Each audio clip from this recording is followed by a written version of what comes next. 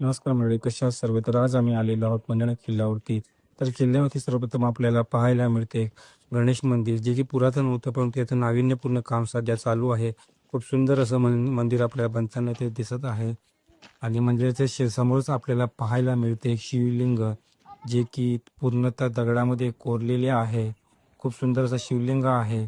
त्याच्या मंदिराच्या शेजारी आपल्याला एक तळे पाहायला मिळते, 12 तळे आहे. आणि या तळ्यामध्ये आपल्याला पूर्ण वर्षभर पाणी पाहायला मिळतं. या तळ्याचं नाव आहे थोरला तलाव म्हणून.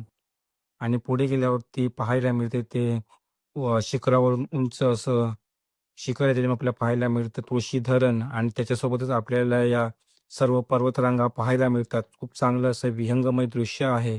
आणि त्याच्या उजव्या साईडला आहे ते विहीर. या विहिरीमध्ये सुद्धा बारमाही पाणी असते, गोडं पाणी असतं. त्यांची खूप मोठी दूरदृष्टी होती, की प्रत्येक गावाची आपल्याला विहीर पाहायला मिळते. आणि पुढे गेल्यावरती आपल्याला पाहायला मिळतो एक तोफ.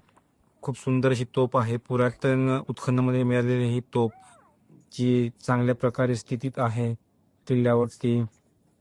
अगदी चारी बाजूने तिला जाळी लावण्यात आलेली आहे. कोणताही पर्यटक तिला हात लावणार नाही.